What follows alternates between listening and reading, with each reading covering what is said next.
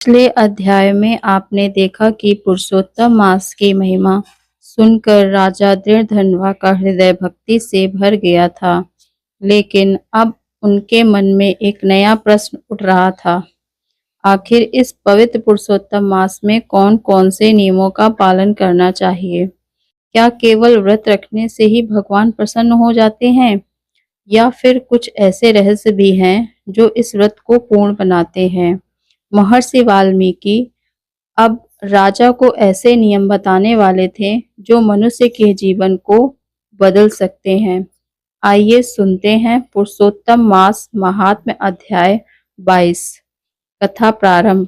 महर्षि वाल्मीकि के श्री मुख से पुरुषोत्तम मास की अद्भुत महिमा सुनकर राजा दृढ़धनवा अत्यंत प्रसन्न हुए, लेकिन उनके मन में अभी भी एक जिज्ञासा शेष थी।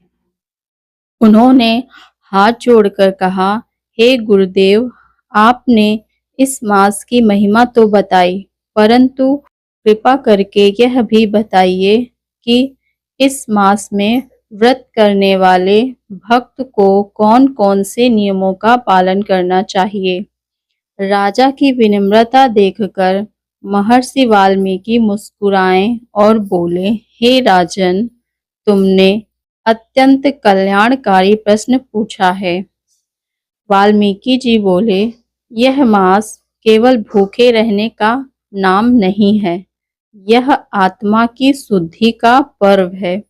इस मास में मनुष्य को अपने शरीर, मन और व्यवहार तीनों को पवित्र बनाना चाहिए।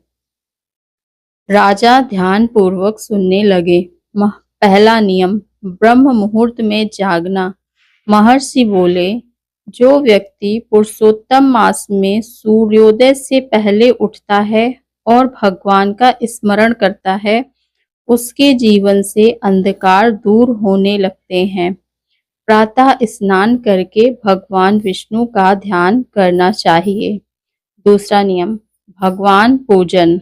वाल्मीकि जी ने कहा, प्रतिदिन भगवान विष्णु के सामने दीपक जलाओ, तुलसी दल अर्पित करो, विष्णु सहस्त्र नाम का पाठ करो और श्रद्धा से ओम नमो भगवते वासुदेवाय मंत्र का जाप करो। तीसरा नियम, कथा और सत्संग। हे राजन, जो व्यक्ति पुरुषोत्तम मास में भगवान की कथा सुनता है, उसके हृदय में भक्ति बढ़ती है और पाप नष्ट होते हैं। कथा श्रवण और सत्संग को इस मास का विशेष साधन बताया गया। चौथा नियम, दान और सेवा। महर्षि वाल्मीकि जी बोले, इस मास में किया गया दान अनेक गुना फल देता है। अन्नदान, जलदान, वस्त्रदान और गौ सेवा का विशेष महत्व बताया गया है। उन्होंने कहा, गरीब, भूखे और असहाय लोगों की सहायता करने से भगवान शीघ्र प्रसन्न होते हैं। किन कार्यों से बचना चाहिए? अब राजा ने पूछा, हे गुरुदेव, किन बातों का त्याग करना चाहिए? वाल्मीकि जी बोले, क्रोध का त्याग करो, झूठ मत बोलो, किसी की निंदा मत करो, हिंसा और छल कपट से दूर रहो, अहंकार मत करो।